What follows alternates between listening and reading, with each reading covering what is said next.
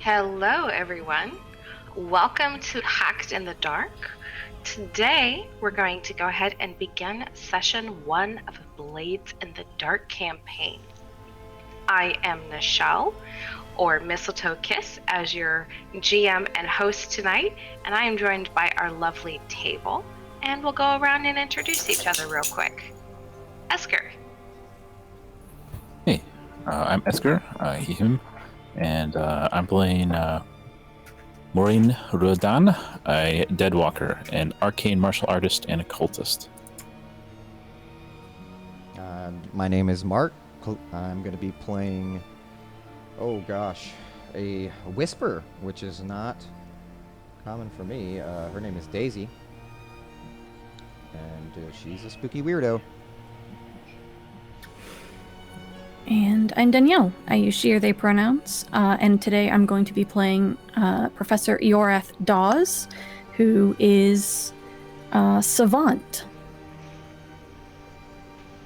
And the Savant, for those of you who are listening and unfamiliar with it, that is from the Playbook Jam that was done last year by Dissonance, hosted by Dissonance. It's called Unusual Suspects. So you can check out that playbook and others. We will talk more about that at the end. And now my blinds are very much showing that too much sunshine. Give me 1 second here. Okay, so we're going to get into tonight's session. Please be aware, those viewers who are joining us, that this is going to be a darker, more pulpy, spooky themed Blades in the Dark.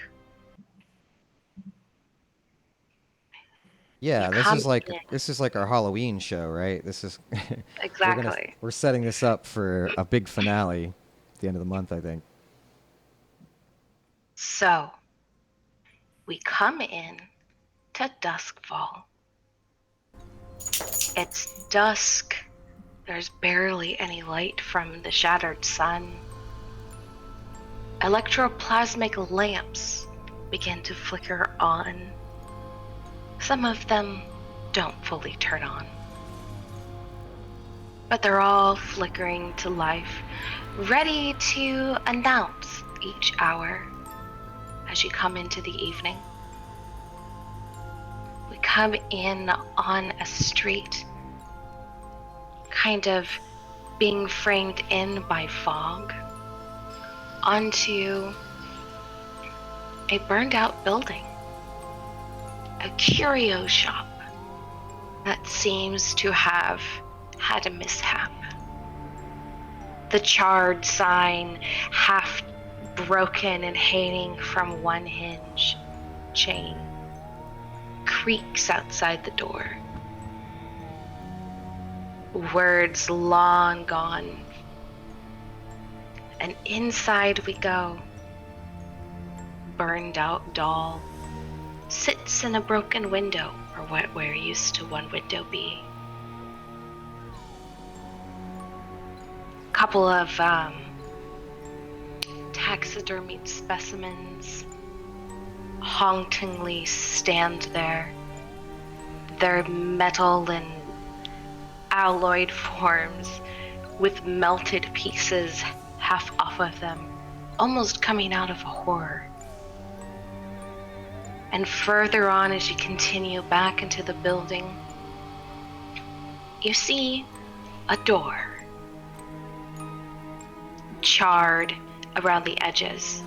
And then as it gets close, you notice that it used to be probably a very vibrant emerald green. Yet over time, it's slowly been worn down to where only hints or flecks of its one painted surface remains. Pushing open the door, go down the stairs, and you'll notice that this space is totally fine. It doesn't seem to be hindered by the arson that happened above. Probably renovated, but we're not sure. And we come upon are 3 characters. Would you each in turn take a moment to introduce your characters and what they look like, please?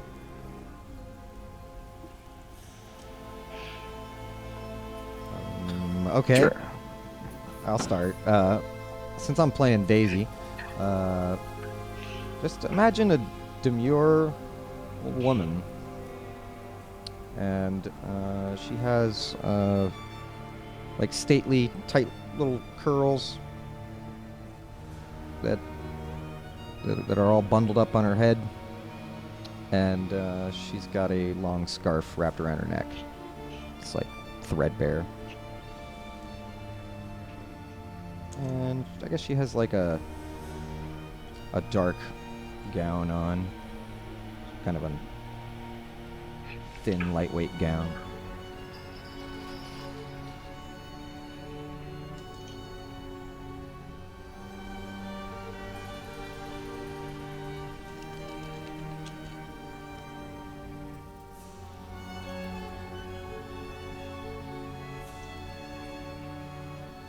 Am I gonna have to call on one of you guys? Please do. Yeah. Don't be shy now. Well, You know me, I love taking the unwilling volunteers. mhm. Yeah, I've got Moirin Ruodan. They them. They're tall and lanky, kind of weathered, with a heavy great coat, like it's very flamboyant and dark braided red hair. Yeah, and they're always seen with their signature gunblade. Oh yeah, that's right. Would you say that your gunblade appears new or old? Probably old, yeah. Been in a lot of scrapes. Danielle. So, Yoreth is a dark-skinned, broad-shouldered man with long braids. He has very bright green eyes, and he dresses in like a button-down with a sweater over it, with elbow patches, because he's that kind of a person. And we see him in this area, perched in a soft armchair with his legs crossed and some silver spectacles, reading some dusty tome.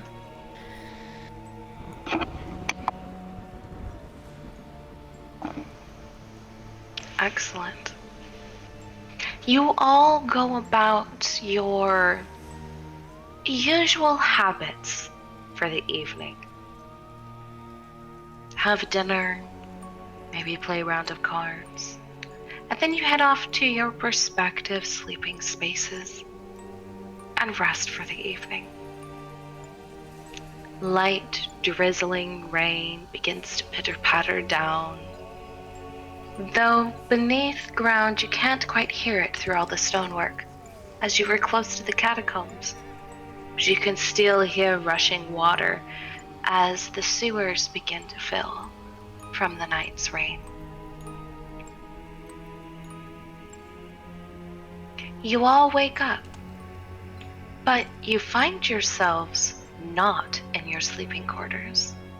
You don't find yourself in your lair at all. Instead, you find each of you waking up in a similar bed, all within one room. Gray sheets or linen cover the mattresses. A single black thin wool blanket over each of them. A straw-filled or probably dried mushroom sawdust pillow to lay your head on. And the space is about 25 by 25. Appears like a room. No windows that you can see. But there is a table with several items on it and a closed letter next to a Sparkcraft lantern.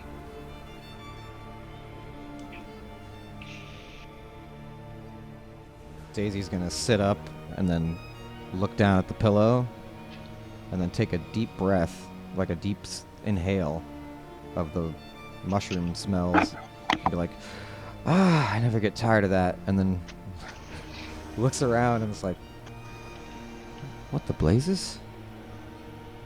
She looks kind of frightened. The pillow is not fresh, and you almost begin wheezing from the pure moldy spores that enter your lungs. It appears that this space has not been used in some time.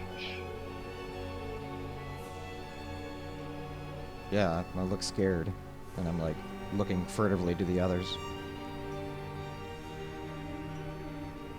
Do they appear awake? We're all awake, or what? Yeah, I think Morin's getting up and observing, like, oh well, this is a new one. Right. I think Morin thinks they are still tripping, but yeah, and it just goes, well, it doesn't seem to be the bluecoats, so that's. Yeah, it doesn't look like any kind of holding pen I've ever seen. I think Eoreth is already up and at the table reading the letter. You find very thick parchment of unknown source to you and stamp. Cracking open the wax seal, it crisply unfurls itself in almost a petal-like fashion that is all held together like origami. And as you pop that seal, it automatically goes whoosh, and opens into a full sheet. Nothing fishy there.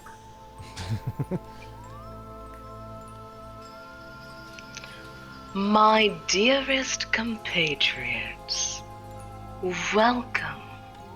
Please delight in the items that I have given you, for beyond that door you will find untold treasures. Please kindly use whatever you seek. Use whatever means you deem necessary. For all awaits you. Until another time in which I will reveal yourself, please consider me to be a humble servant and a friend. And it is signed, yours truly, N.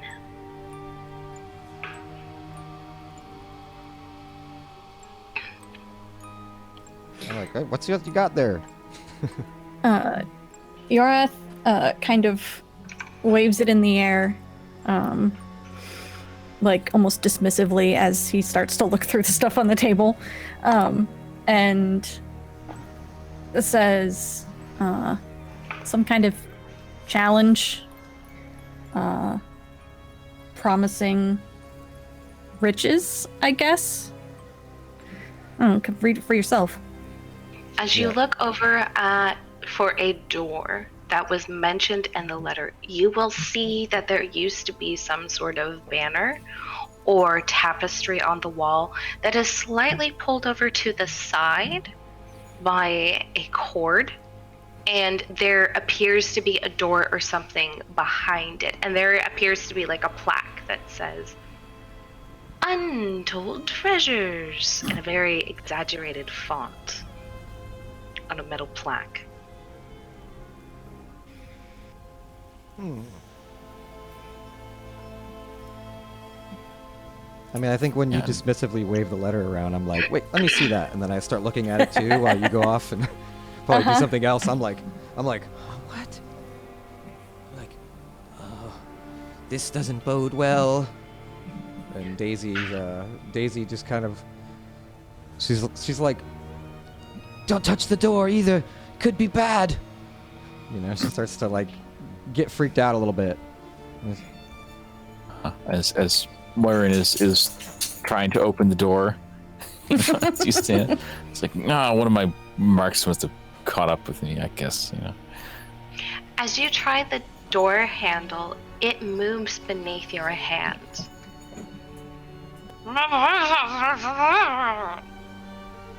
It appears muffled. Do you remove your hand from the doorknob? No, I grab on tighter and try to twist.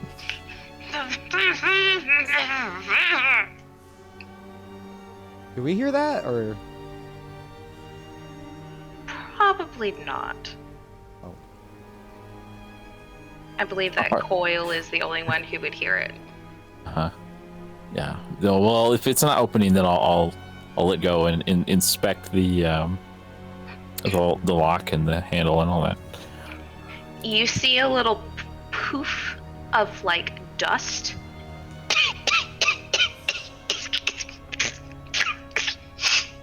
You almost choked me.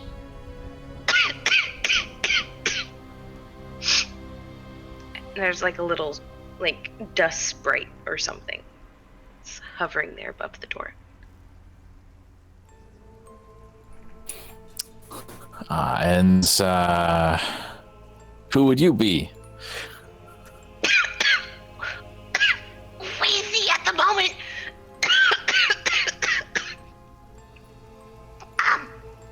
Hi. You know, I'll test my demon pain charm. Does not appear to work. No effect. It's like, no, it was worth a try.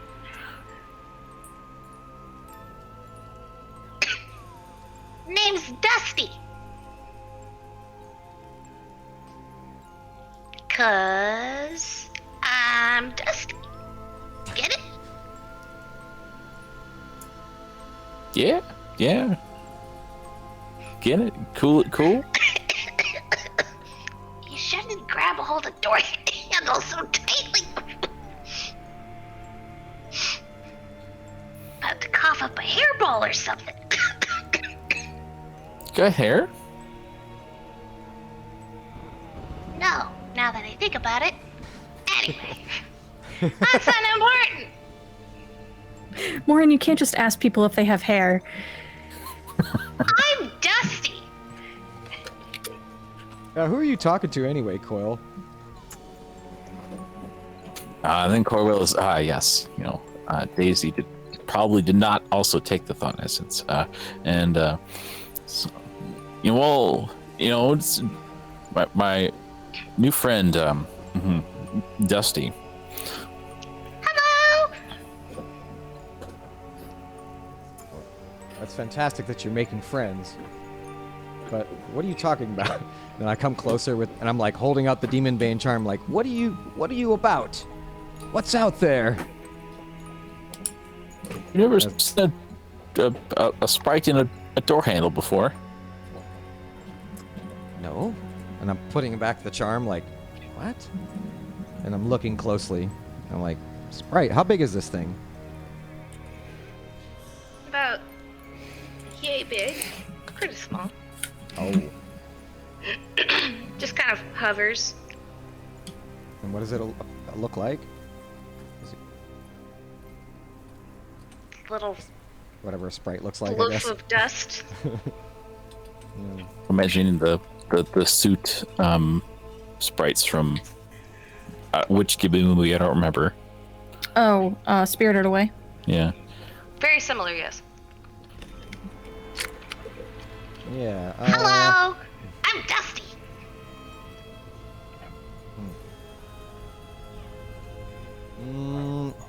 Nope. Well, we have an unbeliever in our midst. Those are always the best. Daisy's like, nope, that's not supposed to happen. That doesn't exist. Wait. And she's kind of like, she kind of like pats her little curls. She's like, something's amiss here. Definitely one of our rivals has captured us. Are you with them? With who? Never mind. And Daisy's just like, I'll figure it out myself. And she's kind of like holding out her hand to do some kind of, I don't know, read the situation sort of move. Like, what's with this screwy little creature? I guess I'm trying to attune something. I don't know. Make a fortune roll. Ooh, I get to make it. Okay. I think I have 2 in that. Yeah.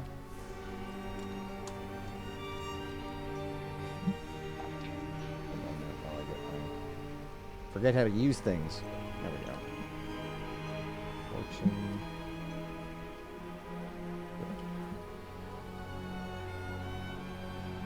Oh, that is a 6. This is definitely some sort of spirit, but it is of an unknown variety that you have never heard of or studied before.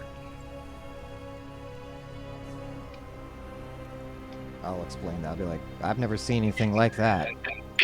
Appears benign, but I will tell you, as you attune, like the whole room like kind of lights up like a Christmas tree for a brief second as you focus. Yeah, this place is special. Daisy's like, don't be scared of that thing. But something's weird. You should all be on guard. First you don't like me, now you say to trust me. I'm Dusty.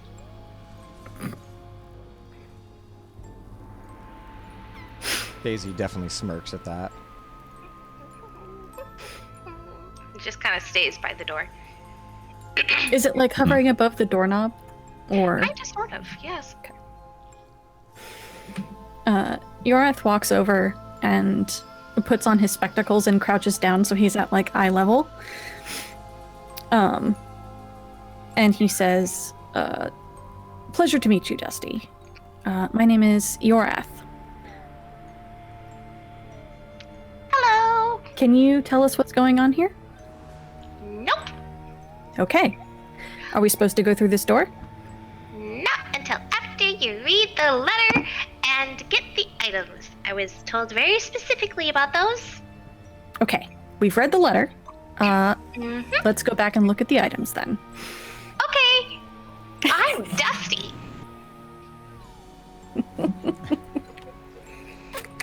That's nice, Dusty. Let's have a look at this then. It's on the table. Yeah. What's on the table?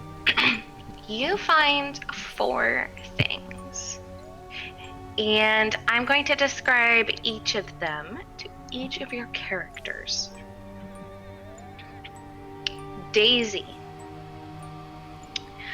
You find a ragged pole sitting across the table with a spear and a silver cabled loop at one end. You know that this is a prototype of what a lightning hook would look like.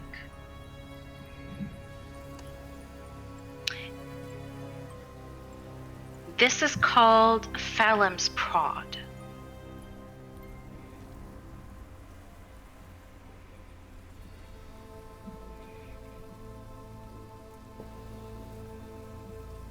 Okay.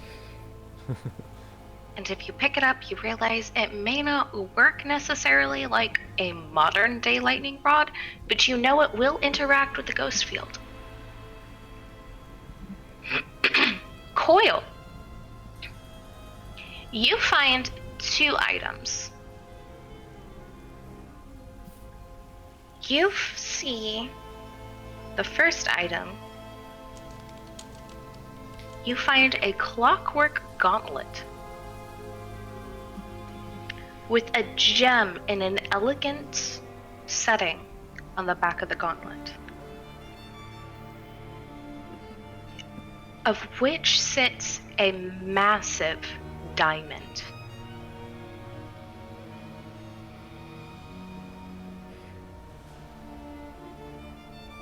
You know from studying before, or if Daisy tells you about this, or even the professor, that this is an item of which you can travel into the ghost field or see different dimensions other than the ghost field. The second item that you find, sorry, for our listeners, I have been dealing with bronchitis for the last several weeks, so if I am a lot, that is why. I apologize. Also, the Sprite voice was probably the wrong choice in that regard, but we're gonna keep going on. Or the coughing episode. I promise that was totally in character, and then it turned into reality, so Yeah. we're just gonna go with it. Yeah. If I ever need a cough, it will be Dusty, okay? We'll just call it Dusty. So, Understood. the second item that you find, Coil, is a semi-precious stone that is carved into a horrified face. The lips and mouth opened, the tongue slightly coiled back.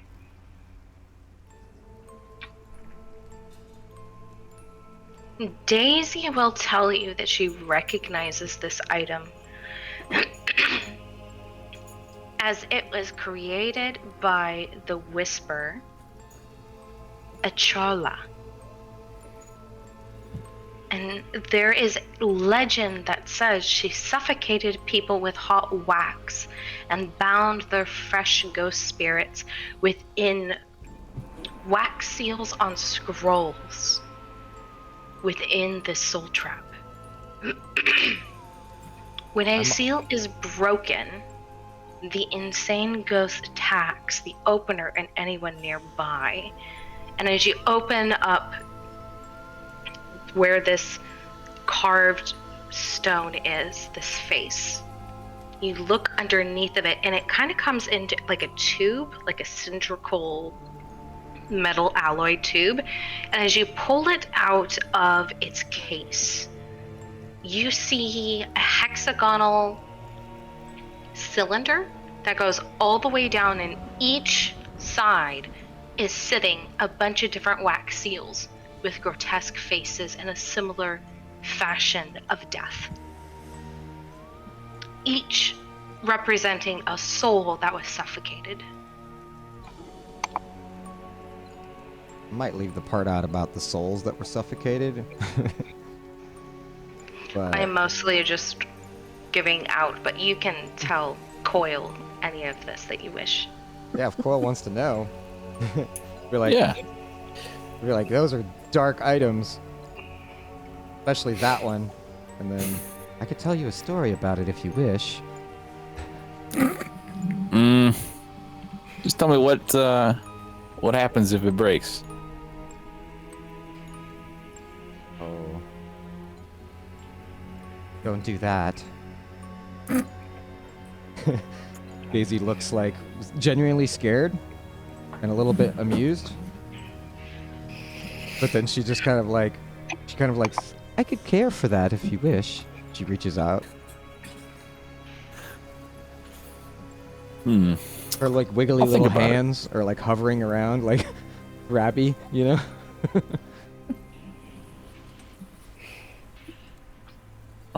Yeah, I'll look at Dusty like, okay, we have items, like motion to the door. Can't leave until you each pick one. That is what I was told. Professor, I think there's something here for you too. What does the seal on the letter look like? The seal on the letter is done in almost fabric. You've never seen a wax like this before. It has a leathery velvet texture. And in its place, it has a very ornate, beautiful crest with an N beneath it. Thank you. It is also, I should mention, it is black in color. It is not red, like a normal seal. Professor, as you are also looking at items, you come across a silver and gold cup that's big enough to hold with 2 hands, encrusted in gems and filigree of varying metal. Obsidian stones seem to go around the rim of it. And as you look at it, you will notice that it has liquid in it. And as you pick up the cup to inspect it, you also notice that a little vial seems to be attached with a ribbon to the goblet or the cup. And it has some sort of fluid in it. You would consider that the fluid goes inside the cup.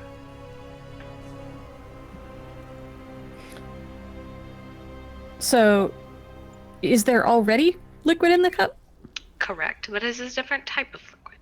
Okay.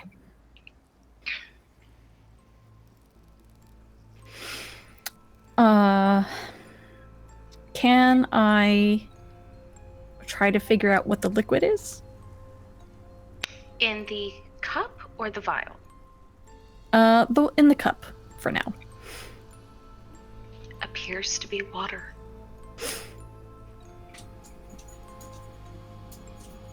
Don't drink it, dear. It could be poison. I say. Yeah, but I won't know unless I drink it, is the thing.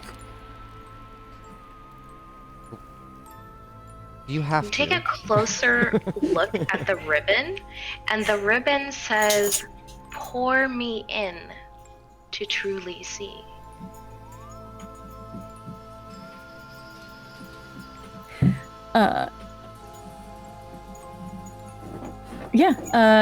Yorath will uncork the vial and pour it in with the other liquid that's in the cup. Sniff it once, and then drink it. I wouldn't. I really should have honestly thought that my players would try to drink liquid. I really should have. Yeah, you really should have. All right. What happens so when they do? You know? So, You put it in a cup! okay.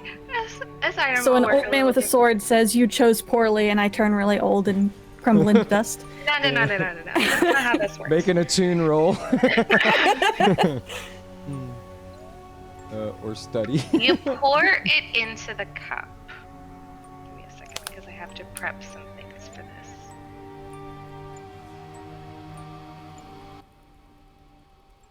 And you begin to drink it.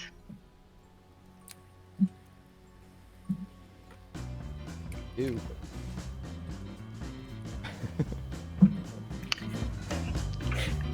I apologize, listeners. We haven't figured out how to do music for Roll20 into this. But for our audience, before I explain the scene, you get game show music start to play. And as you begin to drink this, Professor, the entire room, the entire environment seems to almost freeze in time for you. As you suddenly begin to see out from a different perspective. You are a very tall figure, dressed in a very, very fine, dashing, tailored leather jacket and a suit underneath. You have top hat, lovely cravats, gloved hands, and you are greeting all sorts of, it appears to be guests into a studio setting. But this isn't any studio setting. It is a very interesting space, as this is actually the main opera house that you see in Six Towers. But you'll notice that parts of it are shimmering and changing as the guests seem to interact with it. It almost seems like every version of this building is alive at once in the ghost field. So as different guests and compatriots interact within the space, it changes and morphs around them to create more seating, better lighting, maybe a vase with flowers in it, carpet, tapestries, everything. And as the person continues to greet you, hear a very familiar voice, but it's not technically familiar to you. Oh my dear, you look absolutely ravishing this evening. Oof, who are you wearing? And you see a lovely lady with crazy white hair that's kind of billowing. She is a spirit, she's a ghost. And wrapped around her seems to be several different people that are kind of like morphing in and out of her clothing. Oh my dear, oh, you are such a flirt. Oh, I am wearing the latest fashion. Oh, you know those bright stone train cars. Oh, the newfanglest thing. They leave a little bit of an echo in the ghost field. Oh. I am wearing the latest fashion of the bankers. Can you tell? Do you look at their pudgy little faces popping in and out? Are they so dramatic? Oh, absolutely ravishing. You're literally dripping in coinage, dear. As he greets her and kind of like continues her on into. And in a very Addams Family-like fashion, you begin to notice that these are demons, these are ghosts, these are just spirits, these are forgotten gods, all here as the band plays to watch some sort of show. And you kind of get a glimpse as he goes to stand and look towards the stage and seems to speak to himself.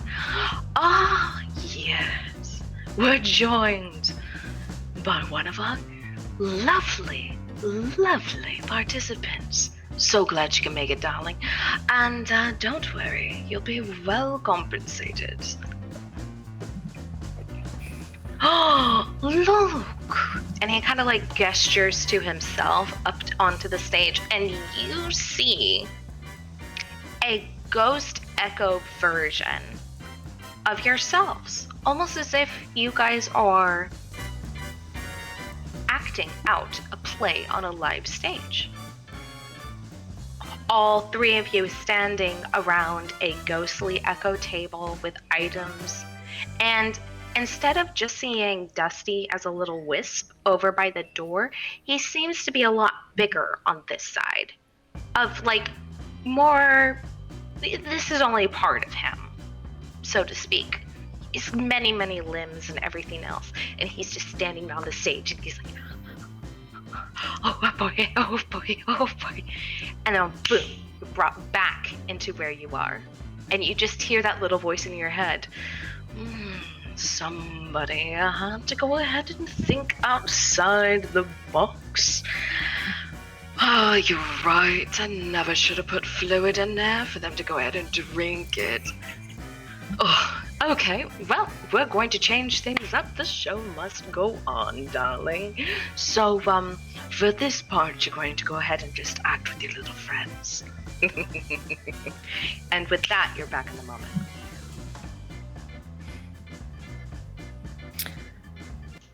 Fascinating. Very.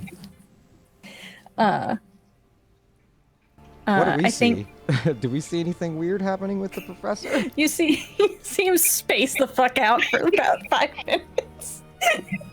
According to everyone else, no time has passed. You took a sip, glanced at it.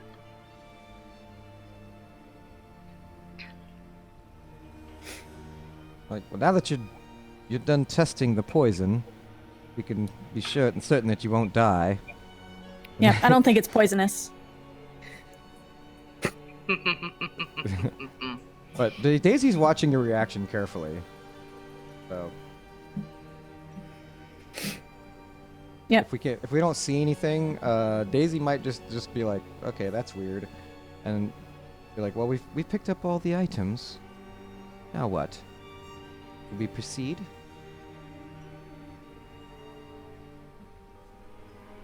But me as a player, I want to like talk about that a little bit. So we're in a game show, right? Like escape room sort of thing. Maybe. It appears that you guys are here for someone's entertainment and pleasure. It's all Squid Game. No. It's all the rage. Not enough people here for Squid Game. It's true.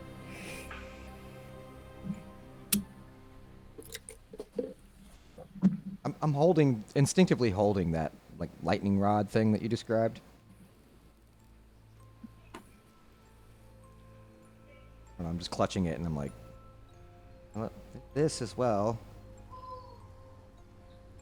We combine them all? I start to like, like take it, like use it like a masher, into a jar thing. I'm like maybe we should. I don't use that think with- that's how it works. Oh, bother. And yeah, Daisy kind of looks defeated.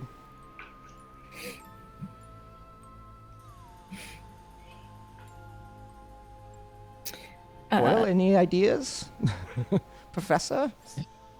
So were we supposed to take all of them or pick one each? It appears Dusty told you guys to go ahead and pick one each. Okay. I'll take the gauntlet then, and I will try the door.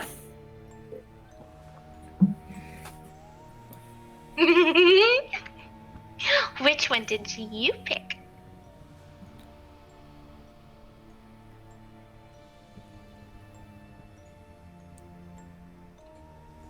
Who do you mean?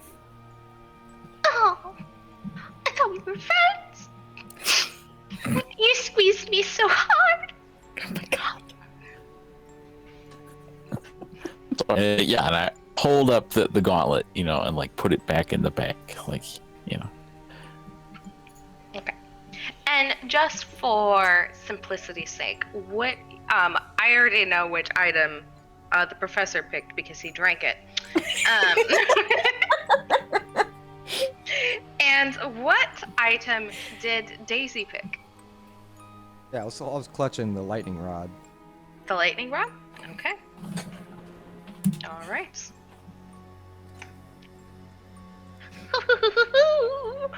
Oh, behind this door is so many things. Awesome and wonder and undeadly things. And the door opens. See you at the next one. Poof. Odd little thing. I want to put it out of my mind, but I can't. And she peers out to kind of see what's beyond the threshold. Darkness. Oh my. And then, Looks as inviting. you guys as you guys get closer to the door, little ribbons of ghost field light seem to twist and turn in the space. It's a hallway or a walkway, something. And as you guys stand there on the premises of this space, the lighting gets a little faster, a little stronger, a little bit more twisted.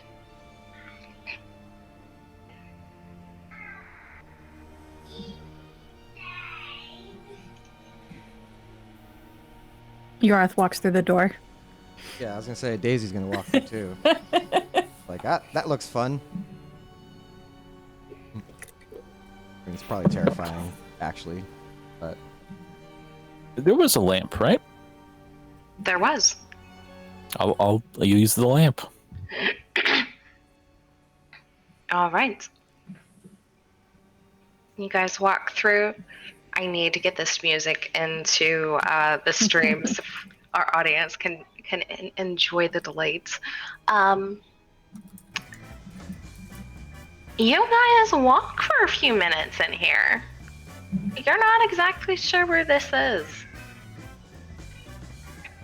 But slowly but surely, the ghost field light that seems to kind of just be zipping past you seems to kind of collide and cascade into a reflective surface as you guys draw closer.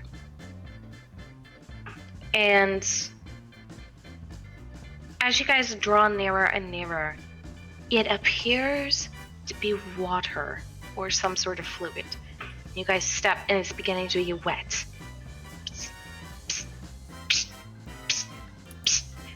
And then all of a sudden the lighting gets faster and faster and faster until you guys are standing in probably several inches of water.